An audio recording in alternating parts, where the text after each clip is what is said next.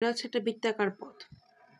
ঠিক আছে, তাহলে একটা বৃত্তাকার পথ যখন আমরা সম্পূর্ণ অতিক্রম করি তখন কিন্তু আমাদের একটা কাজ হয়, সেটাকে আমরা বলি 0 জুল।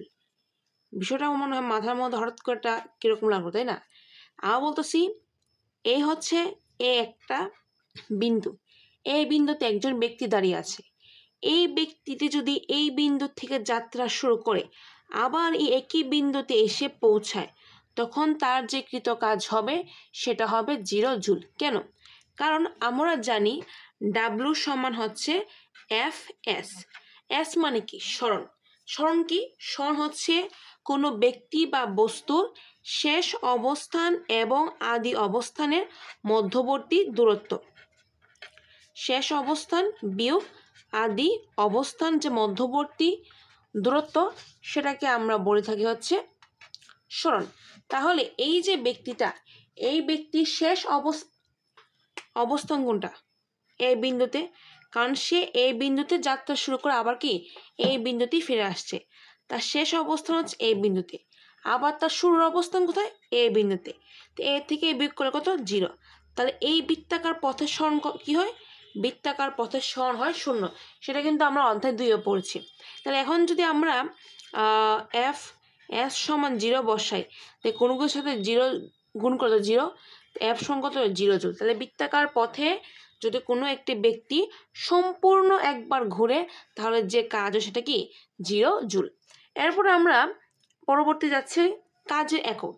আমরা কাজের একক ডাব্লু সমান, এটা কিন্তু এককগুলো কিন্তু আবার বহু নির্বাচনের জন্য গুরুত্বপূর্ণ।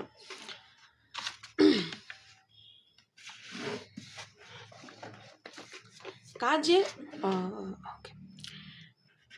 কাজ আমরা একদম একবার জানি যে কাজের একক হচ্ছে জুল, কিন্তু জুল ছাড়াও কিন্তু কাজের আরো একক আছে। কি কি? যেমন ডাব্লু সমান যেহেতু এফ এস, তো এফ মানে কি? নিউটন, নিউটন হচ্ছে এন, আর এস মানে হচ্ছে কি? স্মরণ মানে মিটার। ডাব্লু সমান নিউটন মিটার, এটাও কিন্তু কাজের একটা একক। আবার আরেকটা হচ্ছে এম এফ এস, এফ মানে কি? M A S. তো এম কি? ভর, ভরে কি? কেজি। এ হচ্ছে কি? ত্বরণ, ত্বরণ কি? M S inverse 2। আর স্মরণ হচ্ছে কি? মিটার। তখন কি হয়? এখানে কেজি, এম ইন্টু এম হচ্ছে এম স্কোয়ার সেকেন্ড ইনভার্স 2। ঠিক আছে, তাহলে এখানে আমরা যদি খেয়াল করি কাজের আমরা কটা একক পাচ্ছি? কাজের আমরা 3টে একক পাচ্ছি। একটা হচ্ছে নিউটন মিটার, একটা হচ্ছে জুল, একটা হচ্ছে kg metre square second inverse 2। Okay, এখন আমরা আরেকটা হচ্ছে কাজের মাত্রা। কাজের মাত্রাটা কিন্তু আবার বহু নির্বাচনের জন্য গুরুত্বপূর্ণ। কাজের মাত্রা আমরা কিন্তু মাত্রা একক এগুলো মুখস্থ করবো না। তো ডাব্লু সমান কি? আবার এফ এস জানি আমি। তো এফ সমান কত? M A S. তাহলে এফ এ মানে কি? এম মানে হচ্ছে ভর, ভরের মাত্রা হচ্ছে ক্যাপিটাল এম। এ হচ্ছে ত্বরণ, ত্বরণের মাত্রা হচ্ছে এল টি ইনভার্স 2। এস হচ্ছে কি? স্মরণ, স্মরণের মাত্রা হচ্ছে এল। তো এম এল করে দুইটা না, এল স্কোয়ার টি ইনভার্স 2। এই ডাব্লু সমান, ডাব্লু মানে কাজের মাত্রা M L square T inverse 2। এটাও কিন্তু বহু নির্বাচনের জন্য গুরুত্বপূর্ণ। এরপরে আমরা, আচ্ছা আমি যেগুলো পড়াচ্ছি বইয়ে কিন্তু এগুলো আপনার দাগায় দিবেন, তাহলে আপনাদের বইটাও পড়া হয়ে যাবে এবং আমার ক্লাসটা আপনাদের করা হবে। এরপরে যদি আমরা যাই ভূমি থেকে, আচ্ছা কোনো একটি বস্তুকে যদি আমি মনে করি যেটা বস্তু, সে এখন কোথায় আছে? ভূমিতে আসে, ভূমিতে আসে। তো ভূমি থেকে এই বস্তুটাকে যদি আমি একটা টেবিলে উঠাতে চাই, ভূমি থেকে, এ হচ্ছে টেবিল, এ হচ্ছে আমার বস্তু ভূমিতে আছে। তো ভূমিতে থাকা অবস্থায় কোনো একটি বস্তুকে যদি আমি টেবিলে রাখতে চাই, তাহলে এখানে যে কাজটা হবে সেটা কি হবে? বিভব শক্তি হবে। অর্থাৎ কোনো বস্তু যখন ভূমিতে থাকবে, ভূমিতে থাকা অবস্থা সেই বস্তুকে যদি আমি টেবিলের উপরে রাখতে চাই, তাহলে যে কৃত কাজ হবে সেটা হবে বিভব শক্তি অবশ্যই। এরপরে যখন আমরা কাজ পড়ি তখন আমাদের আবার জানতে হয় কাজ হচ্ছে 3 প্রকার, কাজ করবো 3 প্রকার, কিন্তু আমাদের বই দেওয়া আছে কাজ 2 প্রকার। কিন্তু আসলে যখন আমরা ইন্টারে পড়বো কাজ কিন্তু আসলে 3 প্রকার। তাহলে এখন তো 9-10-এ পড়তে 9-10-এ বই অনুযায়ী কাজ হচ্ছে কয় প্রকার? 2 প্রকার। এটা কি কাজ? ধনাত্মক কাজ, আরেকটা হচ্ছে কি ঋণাত্মক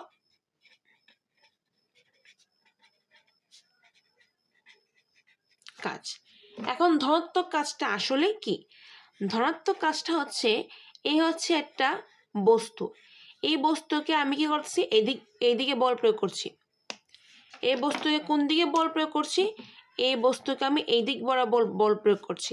তাহলে আমি এই বস্তুটাকে যেদিক বরাবর বল প্রয়োগ করব, বস্তুর সরণ যদি ঠিক সেদিকে হয়, অর্থাৎ বস্তু যদি ঠিক সেই দিকেই কোনো দূরত্ব অতিক্রম করে, তখনই কি হবে? এটাকে ধনাত্মক কাজ বলা হবে। অর্থাৎ বস্তু, এই বস্তুকে আমি এই দিক বরাবর বল প্রয়োগ করছি। কোন দিক বরাবর? এই দিক বরাবর বল প্রয়োগ করছি। তো এই দিক বরাবর বল প্রয়োগ করার কারণে বস্তু যদি এইদিকে যায়, অর্থাৎ বস্তু যদি এদিক বরাবর দূরত্ব অতিক্রম করে, তাহলে যে কাজটা সেটা কি বলবো? ধনাত্মক কাজ বলবো। কিন্তু ঋণাত্মক কাজ কি? ঋণাত্মক কাজ হচ্ছে এই হচ্ছে আমার বস্তু, এই বস্তুকে আমি এই দিক বরাবর বল প্রয়োগ করছি, কিন্তু বস্তুটার সরণ বা বস্তুটা এই দিক বরাবর, যেদিকে বল প্রয়োগ করছি সেদিক বরাবর না গিয়ে সে বিপরীত দিকে চলে যাচ্ছে।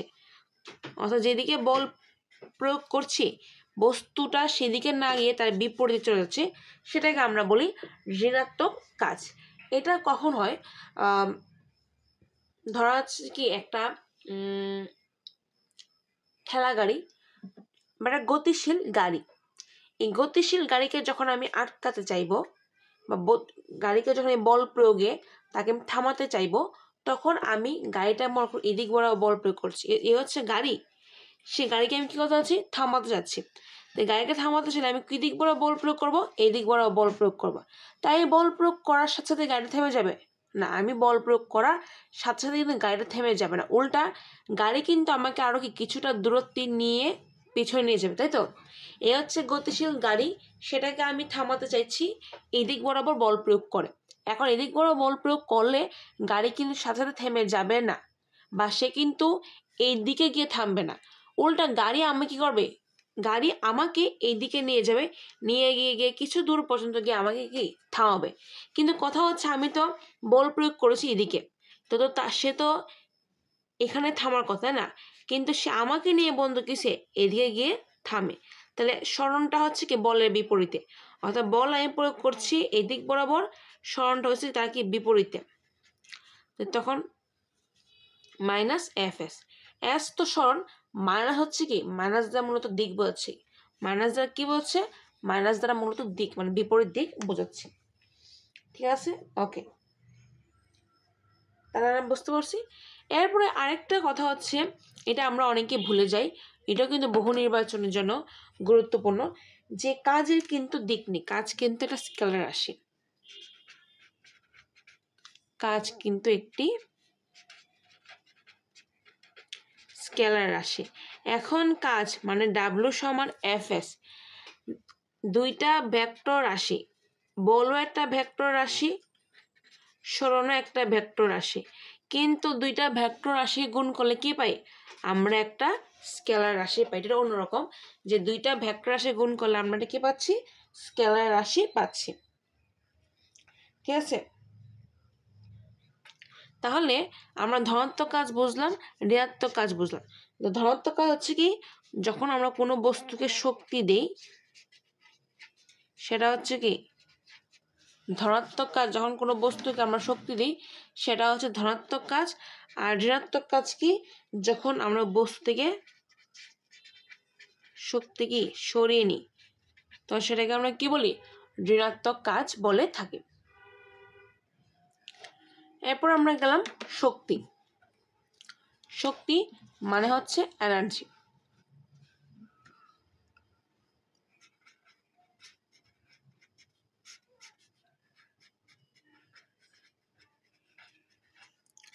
ঠিক আছে, তাহলে শক্তির একক কিন্তু জুল। ঠিক যেরকম ভাবে কাজের একক জুল, ঠিক একই রকম ভাবে শক্তির একক হচ্ছে জুল, এবং শক্তির মাত্রা হচ্ছে ml² T ইনভার্স 2। কারণ কাজের একক যেহেতু জুল, শক্তির একক যেহেতু জুল, তাই কাজের একক মাত্রা যদি ml² T−2 হয়, শক্তির মাত্রা কি হবে ml² T−2 হবে। এবং আমাদের এটা বই অবশ্যই আছে, আমি যেগুলো পড়াচ্ছি সবগুলি বই আছে, কিন্তু আপনাদের বই থেকে বের করে দাগাতে হবে। আমি বইয়ের বাইরে একটা শব্দ পড়াবো না, একটা লাইনও কিন্তু বইয়ের বাইরে নেই।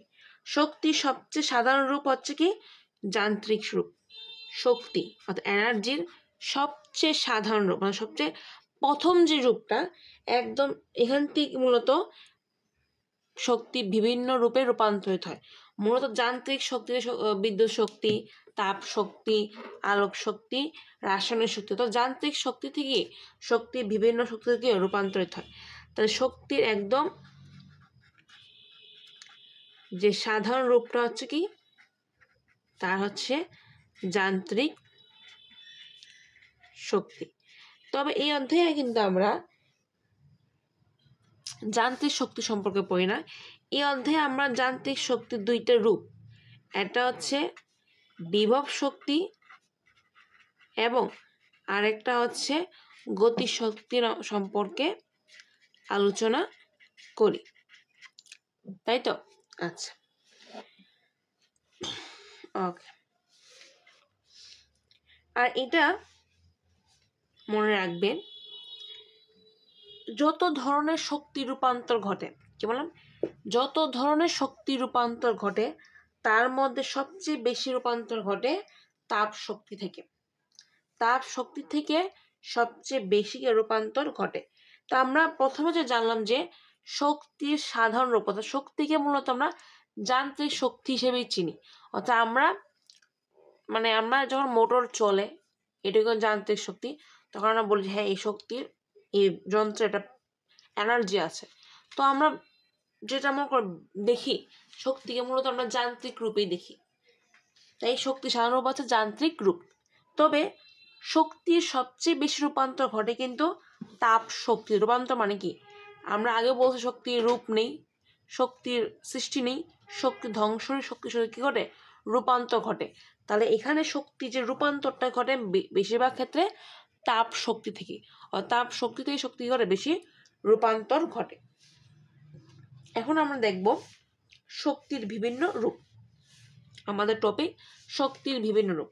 তাহলে গতিশক্তি কি? গতির কারণে যখন কোনো বস্তু কাজ করে, অর্থাৎ গতির কারণে যখন কোনো বস্তু কাজ করে সেটাকে আমরা কি বলি, গতিশক্তি বলি। গতির কারণে যখন কোনো বস্তু কাজ করে সেটাকে আমরা গতিশক্তি, E সমান ½ mv² বলি। তো গতির কারণে যে শক্তি তাকে আমরা কি বলি, গতিশক্তি। কারণ গতি হয়েছে বলে এখানে কি আছে, বেগ আছে। যেমন আমরা গ্রীষ্মকালে পাথর দিয়ে আম পারি, তো আমটা গাছ থেকে পড়ে কি হবে, এই যে আমার ঢিল ছোড়ার কারণ, ঢিল থেকে এক ধরনের গতি না, এই ঢিলটা ছুড়লাম, ছোড়াটাকে এক ধরনের গতি। এই গতির কারণে কিসে, এই পাথরের মধ্যে ব্যাগ সৃষ্টি হয়েছে, তখন কি সৃষ্টি হয়েছে, গতিশক্তি সৃষ্টি হয়েছে। সে কারণে ঢিল ছুড়লে কিন্তু গতিশক্তির কারণে আম পড়ে যায়। এরপর যখন আমরা সৃজনশীল করি তখন আমরা দেখি এরকম যে একটা বস্তু সে এ বিন্দুতে কি আছে, এখন সে প্রথমে বি বিন্দুতে আসবে, বি বিন্দুতে সে কি হবে, সি বিন্দুতে আসবে। তাহলে এম ভরের একটা বস্তু সে এখন কোথায়, এই বিন্দুতে আসে, এতে বিতে আসবে, বি থেকে সিতে আসবে। তাহলে এখানে বস্তু কি অবস্থা আছে, স্থির অবস্থায়।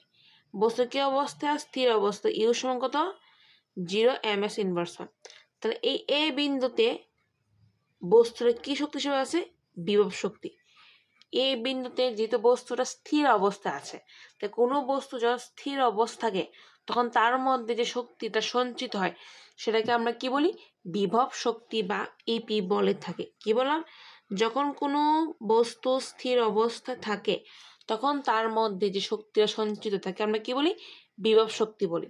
এবং এই বিন্দু থেকে বস্তুটি যাওয়ার পরে সি বিন্দু স্পর্শ করা আগ পর্যন্ত, কি বললাম, এ বিন্দু ক্রস করার পর থেকে এই সি বিন্দুতে স্পর্শ করার আগ পর্যন্ত এই বস্তুর মধ্যে যে গতি থাকবে সবটাই কি তার গতি শক্তি। তার কারণ এই বিন্দু ক্রস করার পরে এবং সি বিন্দুতে স্পর্শ করার আগ পর্যন্ত এই যে এম বরের বস্তুর মধ্যে যে শক্তিটা থাকবে সেটা কি তার কি হবে গতি শক্তি হবে। কারণ এতে সে ছিল স্থির, যখন সে সি বিন্দু স্পর্শ করবে তখন সে কি হবে স্থির হয়ে যাবে, আর তার মধ্যে কি বিভব শক্তি আবার জমা হয়ে যাবে। তাহলে একে এ পয়েন্ট থেকে এ পয়েন্টটাকে বাদ দেওয়ার পরে বা এ পয়েন্টে চলে যাওয়ার পরে সি পয়েন্টে স্পর্শ আগ পর্যন্ত টোটাল শক্তি কি তার গতি শক্তি।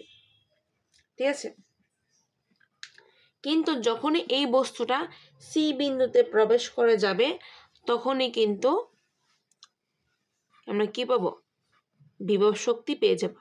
তখন কিন্তু সি বিন্দুতে আর কোনো গতি শক্তি কাজ করবে না। সি বিন্দুতে স্পর্শ করার সাথে সাথে এই গতি শক্তি কি হবে বিভব শক্তিতে রূপান্তরিত হয়ে যাবে। আর তখন ইপি সমান কি হবে এম জি এইচ। এম নিশ্চয়ই ভরের মান আছে 9.809 আর এইচ এর মান কবে এইচ এর মান হচ্ছে এ থেকে সি এর মধ্যবর্তী দূরত্ব, আর এইচ এর মান কি হবে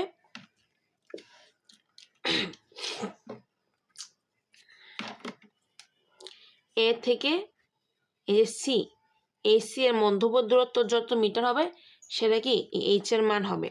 তো এটা হবে সি বিন্দুতে বিভব শক্তি। ক্লিয়ার? আচ্ছা, এখন তো আশা করি এটা বুঝতে পেরেছি আমরা। এখন বিভব শক্তির সাথে বিভব শক্তি আর গতি শক্তি মিলে কি হয় যান্ত্রিক শক্তিতে পরিণত হয় বা মোট শক্তি। বিভব শক্তি জোট গতি শক্তি মানে কি মোট শক্তি বা মোট যান্ত্রিক শক্তি। ইপি হচ্ছে কি বিভব শক্তি, ইপি গতি শক্তি মিলে কি মোট শক্তি বা মোট যান্ত্রিক শক্তি। ঠিক আছে, আচ্ছা এখন কিছু অবজেক্টিভ আমরা দেখব যেগুলো বহু নির্বাচনী যেগুলো করতে আমাদের বেশি সময় লাগে, শর্টকাট পদ্ধতিতে করলে আমাদের একটু কম সময় লাগবে। সবাই তো আমরা শর্টকাট পদ্ধতি পছন্দ করি তাই না, তো ওই পদ্ধতিতে করলে একটু কম সময় লাগবে। ঠিক আছে, যেমন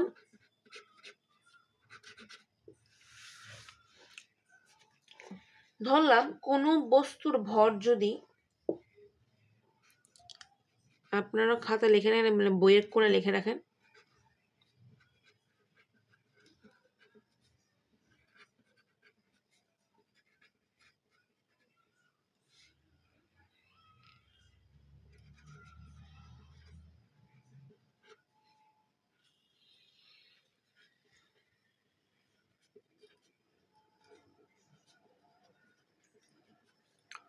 কোনো বস্তুর ভর যদি এক্স গুণ ব্যাগ যদি ওয়াই গুণ করা হয় তাহলে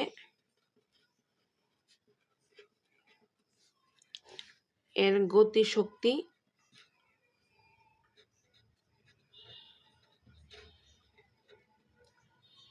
পূর্বের এক্স ওয়াই স্কোয়ার গুণ হবে। কি বলা হয়েছে, তো কোনো বস্তুর ভর যদি এক্স গুণ আর ব্যাগ যদি ওয়াই গুণ করা হয় তাহলে এই গতি শক্তি, তাহলে তার যে গতি শক্তি হবে সেই গতি শক্তির পূর্বের গতি শক্তি কি এক্স ওয়াই স্কোয়ার গুণ হবে। তাহলে এটা যদি আমি একটু দেখি অঙ্ক করে বোঝাই, যে বহু নির্বাচিত প্রশ্ন আসলো যে কোনো বস্তুর ভর হাফ গুণ, আচ্ছা বা কোনো বস্তুর ভর অর্ধেক, হাফ গুণ না, কোনো বস্তুর ভর অর্ধেক এবং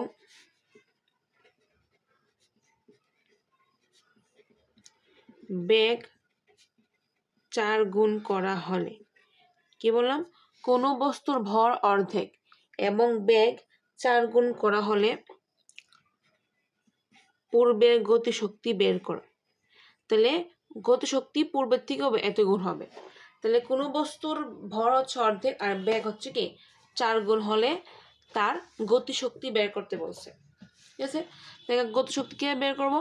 তা আমরা বলছিলাম যে কোনো বস্তুর ভর যদি x গুণ আর বেগ যদি y গুণ হয় তাহলে তার গতিশক্তি কী হবে? xy² গুণ হবে। তাহলে ভর কত? অর্ধেক। অর্ধেক মানে কি? হাফ। আর বেগ কত বলছে? 4 গুণ মানে 4। তাহলে x সমান হাফ, y কত? 4 স্কোয়ার কত হবে? 16। কাটাকাটি করলে 8। তাহলে কত গুণ হবে? 8 গুণ হবে।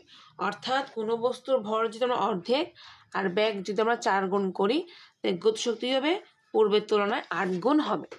অর্থাৎ আগে যে গতিশক্তি ছিল এর থেকে হবে 8 গুণ হবে। ঠিক আছে, ওকে। তাহলে একই রকম ভাবে আমি আরেকটা দিই, এটা আপনারা হোমওয়ার্ক করে আমাকে কমেন্ট বক্সে জানাবেন যে কোনো বস্তুর ভর, দেখুন আপনারা কোনো বস্তুর ভর অর্ধেক বেগ 5 গুণ করা হলে গতিশক্তি পূর্বের তুলনায় কত গুণ হবে? কোনো বস্তুর ভর অর্ধেক বেগ 5 গুণ করা হলে গতিশক্তি পূর্বের তুলনায় কত গুণ হবে? এখন আমরা যদি পরবর্তীতে যাই, আমরা জানি E_K সমান হাফ mv²। আর E_K মানে গতিশক্তি সবসময় কী হবে? ধনাত্মক হবে। কেন? কারণ ভর ঋণাত্মক হওয়ার কোনো চান্স নেই। আর বেগ যদি অর্থাৎ v², অর্থাৎ বেগ স্কোয়ার যদি ধনাত্মক থাকে তো অবশ্যই গতিশক্তি কী হবে? ধনাত্মক হবে। কারণ ভর ঋণাত্মক হওয়ার কোনো চান্স নেই, কিন্তু বেগ যদি সবসময় ধনাত্মক থাকে তাহলে গতিশক্তি কী থাকবে? ধনাত্মক থাকবে। এরপরে আবার E_K সমান হাফ mv² না, তার মানে বলতে পারি যে E_K সমান হাফ mv²। তাহলে এই হাফ একটা ধ্রুবক, এমও কিন্তু একটা ধ্রুবক, কারণ ভর এটি ধ্রুবক রাশি আমরা জানি। হাফও একটা ধ্রুবক রাশি। ধ্রুবক রাশি মানে কি? যার মানের কোনো পরিবর্তন হয় না। তো সেখানে কী লিখতে পারি আমি? E_K proportional v²। এখানে কী লিখতে পারি? E_K প্রপোর্শনাল মানে কি? v², অর্থাৎ গতিশক্তি বেগের বর্গের সমানুপাতিক। তাহলে এখান থেকে কী লিখতে পারি? যে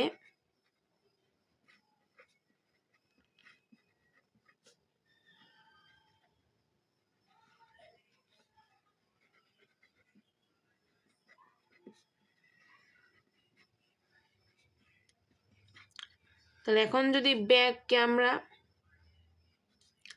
3 গুণ করি, বেগ 3 গুণ করলে গতিশক্তি কী হবে? বেগকে যদি আমরা 3 গুণ করি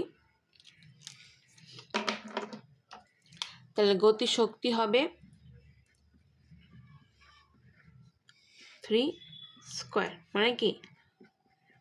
9 গুণ। ঠিক আছে, তাহলে গতিশক্তি বেগের বর্গের সমানুপাতিক, এই সবগুলো অবজেক্টিভ। তাহলে বেগ যদি 3 গুণ করি তাহলে কি 3² অর্থাৎ 9 গুণ।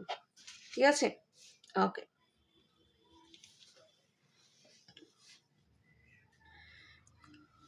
এরপরে আরেকটা সুন্দর একটা জিনিস, যদি কোনো বস্তুর বেগ জানি না আপনারা খেয়াল করেছেন কিনা, কোনো বস্তুর বেগ যদি 2 ms−1 হয় তবে ভরবেগ ও গতিশক্তি একই থাকে। জানি না আপনারা খেয়াল করেছেন কিনা যে কোনো বস্তুর বেগ যদি 2 ms−1 হয় তবে ভরবেগ এবং গতিশক্তি কী থাকে? একই থাকে। অর্থাৎ বিষয়টা হচ্ছে আমরা যদি ভরবেগ বের করতে চাই, ভরবেগ হচ্ছে p সমান কত? mv।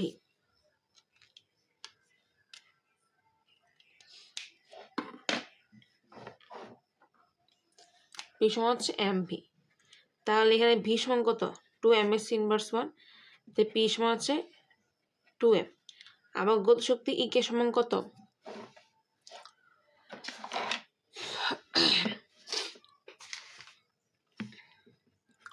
Half M V square, M তো এম আর ভি হচ্ছে কত 2, যে 2 ms ইনভার্স 1 4, কাটাকাটি করলে কত 2, তো 2m। তাহলে কোনো বস্তুর বেগ যদি 2 ms ইনভার্স হয় তার ভর বেগ এবং তার গতিশক্তি কি থাকে একই থাকে। এটা কিন্তু সুন্দর একটা বহু নির্বাচনী এবং এটা কিন্তু পরীক্ষায় অনেকবারই আসে, ঠিক আছে। ওকে, এখন আমরা পরবর্তীতে যাচ্ছি একটা ভিডিও, একটা সেটা হচ্ছে ধরলাম একটা বস্তুটা হচ্ছে এম ভরে, এই বস্তুর আদিবেগ কত 0, এই বস্তুর আদিবেগ হচ্ছে ইউ। একটা এম ভরের বস্তু, এই বস্তু আদিবেগ হচ্ছে ইউ, তাহলে এই বস্তুর গতিশক্তি কি হবে এই কে সমান হাফ এম ইউ স্কোয়ার, তাই তো। একটা বস্তু যার বেগ হচ্ছে এম আর ভর হচ্ছে এম, বেগ হচ্ছে ইউ, এই বস্তুর গতিশক্তি হবে হাফ এম বি স্কোয়ার। এখন যদি আমি এই বস্তুর উপর বল প্রয়োগ করি, এখন আমি যদি এই বস্তুর উপর বল প্রয়োগ করি, বস্তু কি করবে একটা দূরত্ব অতিক্রম করবে, বস্তু কি করবে একটা দূরত্ব অতিক্রম করে, এস দূরত্ব অতিক্রম করে বস্তু এখন কোথায় যাবে এখানে যাবে। তো এখন বস্তুটার ভর তো সেম থাকবে এম, বেগ ধরলাম কি আমি ইউ, ঠিক আছে। বস্তুটা ছিল এটা এম ভরের বস্তু যার বেগ ছিল ইউ, তা গতিশক্তি হাফ এম বি স্কোয়ার। বল প্রয়োগ করার কারণে বস্তু মধ্যে কি স্মরণ হয়েছে, স্মরণ হওয়ার কারণে বস্তু এখন নতুন একটা জায়গায় আসছে, সেই জায়গায় আসার সময় তার বেগ হচ্ছে ভি আর ভর হচ্ছে কি ইউ, বেগ হচ্ছে ভি, ভর হচ্ছে কি এম, তাই না। তাহলে এখন সেক্ষেত্রে আমরা কি লিখবো, সেক্ষেত্রে আমরা লিখবো যে হাফ এম ভি স্কোয়ার সমান half M U square plus W, অর্থাৎ নতুন সৃষ্ট গতিশক্তি হাফ এম বি স্কোয়ার সমান আয় গতিশক্তি ছিল হাফ এম স্কোয়ার। এরপরই বস্তুটায় বল প্রয়োগ করার কারণে যে স্মরণ হয়েছে, তাই বল প্রয়োগ করার কারণে যে স্মরণ হয় তাকে আমরা কি বলি কাজ বলি। তাহলে এই আগের গতি শক্তির সাথে কাজ যুক্ত হওয়ার কারণে আমরা কি পেয়েছি নতুন গতিশক্তি পেয়েছি। তাই গতিশক্তি কি ছিল হাফ এম ইউ স্কোয়ার। বল প্রয়োগ করলাম, একটা স্মরণ হয়েছে, তারপর নতুন আমি একটা গতিশক্তি পেয়েছি। তা নতুন যে গতিশক্তি পেয়েছি সেই গতিশক্তি কীভাবে পেয়েছি, আগের গতিশক্তির সাথে যখন কাজ সম্পন্ন হয়েছে তখন কি আমরা নতুন গতিশক্তি পেয়েছি। তাই হাফ এম বি স্কোয়ার সমান half M U square plus W, ঠিক আছে। এরপরে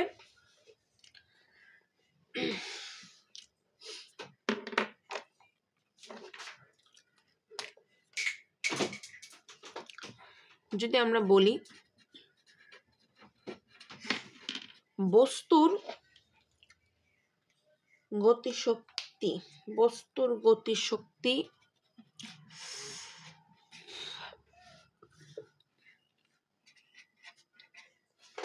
বস্তুর গতিশক্তি n গুণ হলে, কি বললাম বস্তুর গতিশক্তি n গুণ হলে বেগ √n গুণ হবে,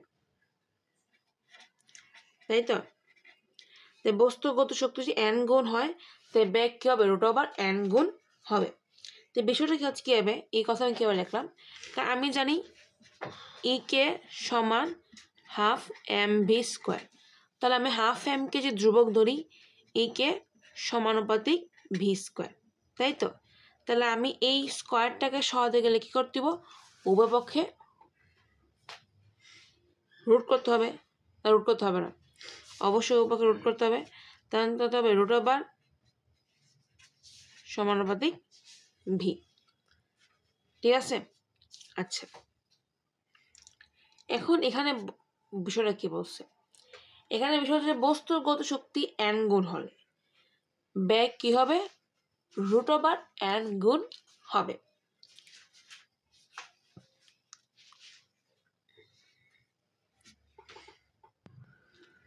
আচ্ছা, বিষয়টা যদি আমি আপনাদের কিভাবে বোঝাই তাহলে আপনাদের একটু কঠিন মনে হবে, তা আমি একটু সহজভাবে বোঝার চেষ্টা করি। যে কোনো বস্তুর গতি শক্তি n গুণ হলে ব্যাগ রুট ওভার 3 গুণ হবে। এটা আমি এভাবে না করিয়ে আপনাদের এভাবে করাই ই কে সমানুপাতিক ভি স্কোয়ার, তাই তো? তাহলে আমি যদি ব্যাগ 3 গুণ ধরি, ব্যাগ যদি 3 গুণ ধরি 3 স্কোয়ার, তাহলে গতিশক্তি কী হবে 9 গুণ হবে। তাহলে ব্যাগ যদি 3 গুণ ধরি তাহলে গতিশক্তি কী হবে 9 গুণ হবে। আর এই গতিশক্তি এই 9 যে কথা, গতিশক্তি n গুণ হলে ব্যাগ কত হবে রুট 3 হবে। তো 9 আর 3 এর মধ্যে কি সম্পর্ক? 9কে রুট করলে আমরা কি পাই 3 পাই। এটা ঘুরে আসছে, মানে বহু নির্বাচন এটা ঘুরে দিচ্ছে বলতে গেলে আমি বলতেছি বিষয়টা একটু বুঝুন। এই কে সমান হচ্ছে কি ভি স্কোয়ার, তো ভি এর পরিবর্তে আমি কি বসলাম 3, কত 3 স্কোয়ার। তো এই কে সমানুপাতিক 3, অর্থাৎ ব্যাগ যদি 3 গুণ হয় তাহলে গতিশক্তি কি হবে 9 গুণ হবে। ঠিক আছে, তাহলে এখন ব্যাগ গতিশক্তি হচ্ছে 9, ব্যাগ হচ্ছে কি 3। তার 9 আর 3 নম্বর সম্পর্কে 9কে রুট করলে আমরা যদি 9 সমান n ধরি, তাহলে n কে রুট করলে আমরা কি পাচ্ছি ব্যাগ পাচ্ছি। n কে রুট করলে আমরা কি পাচ্ছি ব্যাগ। তো ব্যাগ সমান কি আমরা রুট ওভার n বলতে পারি না? ওই কথাটা এখানে একটু ঘুরায় রাখছে। ঠিক আছে, তো আপনাদের এটা এত চিন্তা করতে হবে না।